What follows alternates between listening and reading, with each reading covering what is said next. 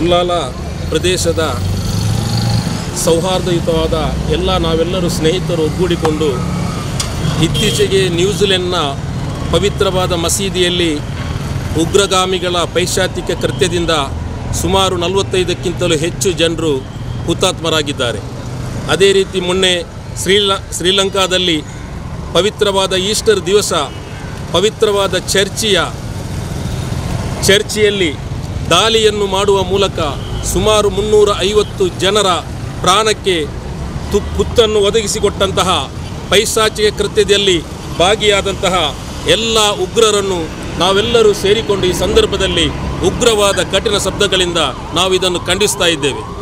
ಅದೇ ರೀತಿ ಈ ಒಂದು ಉಗ್ರ ಕೃತ್ಯದಲ್ಲಿ ಮಡಿದವರಿಗೆ ನಾವೆಲ್ಲರೂ ಸೇರಿಕೊಂಡು ಉಲ್ಲಾಲ ಪ್ರದೇಶದ ಸರ್ವ ನಾಗರಿಕರು ಸೇರಿಕೊಂಡು ಅವರ ಆತ್ಮಕ್ಕೆ ಚಿರಶಾಂತಿಯನ್ನು ಕೋರುವ ಒಂದು ನಿಟ್ಟಿನಲ್ಲಿ ಆ ಉದ್ದೇಶದಿಂದ 1 ನಿಮಿಷದ ಒಂದು ಮೌನಾಚರಣೆಯನ್ನು ಮಾಡಬೇಕಾಗಿ ತಮ್ಮಲ್ಲಿ ಈ ಮೂಲಕ ವಿನಂತಿಯನ್ನು ಮಾಡ್ತಾ ಇದ್ದೇವೆ. ಉಲ್ಲಾಲ ಈ ಪ್ರದೇಶದಲ್ಲಿರುವಂತಹ ಹಿಂದೂ ಮುಸಲ್ಮಾನರು ಮತ್ತು ಕ್ರೈಸ್ತರು ನಾವೆಲ್ಲರೂ ಪರಸ್ಪರ ಸೌಹಾರ್ದತೆಯಿಂದ ಮತ್ತು ಮಾನವೀಯ ಬದುಕನ್ನು ಈ ಪ್ರದೇಶದಲ್ಲಿ ಬಹಳ ಹತ್ತಿರದಿಂದ ಕಂಡುಕೊಳ್ಳುವಂಥವರು.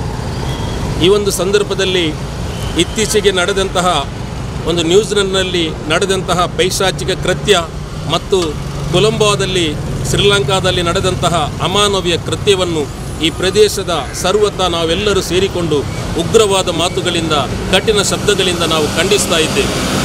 ಅದೇ ರೀತಿ ಈ ಒಂದು ಪೈಶಾಚಿಕ ಕೃತ್ಯದಲ್ಲಿ ಹುತಾತ್ಮರಾದಂತಹ ಅವರಿಗೆ ಪರಮಾತ್ಮನು ಅವರಿಗೆ ಪರಲೋಕದಲ್ಲಿ ಸ್ವರ್ಗವನ್ನು ನೀಡಲಿ ಮತ್ತು ಆ ಒಂದು ಪೈಶಾಚಿಕ ಕೃತ್ಯದಲ್ಲಿ ಮಡಿದವರ ಕುಟುಂಬಗಳಿಗೆ ಪರಮಾತ್ಮನು ಅದನ್ನು ಆ ನೋವನ್ನು ಭರಿಸುವಂತಹ ಶಕ್ತಿಯನ್ನು ನೀಡಲಿ ಅಂತ ಹೇಳಿ ನಾನು ಪರಮಾತ್ಮನಲ್ಲಿ ಪ್ರಾರ್ಥಿಸ್ತಾ ಇದ್ದೇನೆ.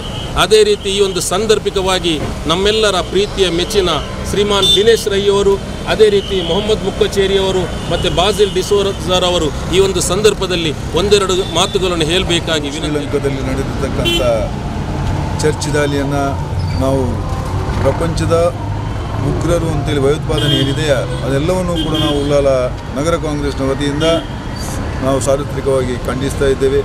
ಅದೇ ರೀತಿಯಲ್ಲಿ ಇಂಥ ಒಂದು ಸಂದರ್ಭದಲ್ಲಿ ಮರಣವನ್ನು ಹೊಂದಿದಂಥ ಆ ಚರ್ಚಿನಲ್ಲಿ ಪ್ರಾರ್ಥನೆಯನ್ನು ಮಾಡತಕ್ಕಂಥ ಸಂದರ್ಭದಲ್ಲಿ ಅದೆಷ್ಟು 350 ಜನ ತೀರಿ ಹೋಗಿದ್ದಾರೆ. ಅವರಿಗೆ ಆ ದೇವರು ಸ್ವರ್ಗವನ್ನು ನೀಡಲಿ ಅಂತೇಳಿ ದೇವರಲ್ಲಿ ಪ್ರಾರ್ಥನೆಯನ್ನು ಮಾಡುವ ಮುಖಾಂತರ ಈ ಒಂದು ಕಾರ್ಯಕ್ರಮದಲ್ಲಿ ಸಹಕರಿಸಿದ ಎಲ್ಲರಿಗೂ ಕೂಡ ವಂದನೆಯನ್ನು ಸಲ್ಲಿಸ್ತಾ ಈ ನನ್ನ ಮಾತನ್ನು. ನಮ್ಮ ಹಬ್ಬದ ದಿವಸ ಶ್ರೀಲಂಕಾದಲ್ಲಿ ಮತ್ತು ನ್ಯೂಜಿಲೆಂಡ್ನಲ್ಲಿ ಈ ಉಗ್ರಗಾಮಿನವರು ದಾಳಿ ಮಾಡಿದ್ದಾರೆ. ಅವರಿಗೆ ನಮ್ಮ ಎಲ್ಲರೂ ಖಂಡನೆ ಮಾಡ್ತೇವೆ. ಇದು ಮುಂದಿನ ದಿವಸ ಎಲ್ಲಿ ಸಹ ಆಗಬಾರದು. ಅವರಿಗೆ ದೇವರನ್ನ ಸ್ವರ್ಗ ಸಿಗಲಿ ಮತ್ತು ಇಂಥ ಘಟನೆ ಎಲ್ಲಿ ಸಹ ಆಗಬಾರದು. ಮುಸ್ಲಿಂ ಟೆಂಪಲ್ ಆಗಲಿ, ಚರ್ಚ್ ಟೆಂಪಲ್ ಆಗಲಿ, ಮಸೀದಿ ಆಗಲಿ, ಇಂಥ ಟೆಂಪಲ್ ಎಲ್ಲಿ ಸಹ ಅದೊಂದು ಒಳ್ಳೆಯ ಜಾಗ, ಪವಿತ್ರವಾದ ಜಾಗೆಯಲ್ಲಿ ಅವರು ನಿಮಾಜ್ ಹೋಗುವಾಗ, ಚರ್ಚಲ್ಲಿ ಪೂಜೆ ಹೋಗುವಾಗ, ಟೆಂಪಲ್ನಲ್ಲಿ ಪ್ರಾರ್ಥನೆ ಹೋಗುವಾಗ ಅಲ್ಲೆಲ್ಲ ಇಂಥ ಕಾರ್ಯಕ್ರಮ ಆಗಬಾರಂತ ನಾವು ಖಂಡನೆ ಮಾಡ್ತೀವಿ. ನ್ಯೂಜಿಲೆಂಡ್ನ ಮಸೀದಿಗಳಲ್ಲಿ ಮತ್ತು ಶ್ರೀಲಂಕಾದಲ್ಲಿ ಜಾಗತಿಕ ಉಗ್ರವಾದದವರು ಅಟ್ಟಹಾಸವನ್ನು ಮೆರೆದಿದ್ದಾರೆ.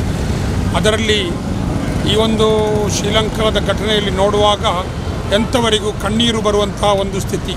ಅಲ್ಲಿಯ ಒಂದು ದೃಶ್ಯಗಳನ್ನು ನಾವು ಮಾಧ್ಯಮಗಳಲ್ಲಿ ಕೇಳುವಾಗ ತಂದೆಗೆ ಮಕ್ಕಳಿಲ್ಲ, ಗಂಡನಿಗೆ ಹೆಂಡತಿಲ್ಲ, ಅದೇ ರೀತಿ ಅನೇಕ ಮಕ್ಕಳು ಸುಮಾರು 45ರಿಂದ 50 ಮಕ್ಕಳು ಕೂಡ ತಮ್ಮ ಜೀವವನ್ನು ಆ ಒಂದು ಸಂದರ್ಭದಲ್ಲಿ ಬಲಿ ಕೊಡಬೇಕಾದಂತಹ ಪರಿಸ್ಥಿತಿ.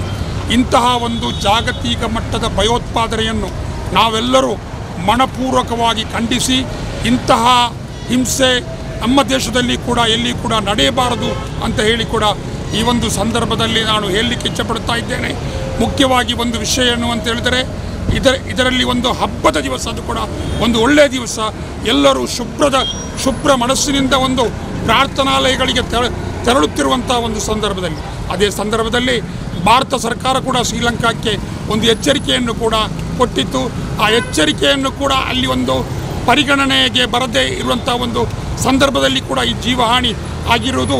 ಆದ್ದರಿಂದ ಇಂತಹ ಒಂದು ಶಾಂತಿಪ್ರಿಯವಾದಂಥ ಈ ದೇಶದಲ್ಲಿ ನಾವೆಲ್ಲರೂ ಒಗ್ಗೂಡಿ ಇಂತಹ ಒಂದು ಉಗ್ರ ಚಟುವಟಿಕೆಗಳು ಆಗದೇ ಇರಲಿ ಮತ್ತು ಮೃತರ ಕುಟುಂಬಕ್ಕೆ ಶಾಂತಿ ಸಿಗಲಿ, ದೇವರು ಎಲ್ಲರಿಗೂ ಒಳ್ಳೆಯದು ಮಾಡಲಿ ಅಂತ ಹೇಳಿ ಶುಭವನ್ನು ಹಾರೈಸ್ತೇನೆ.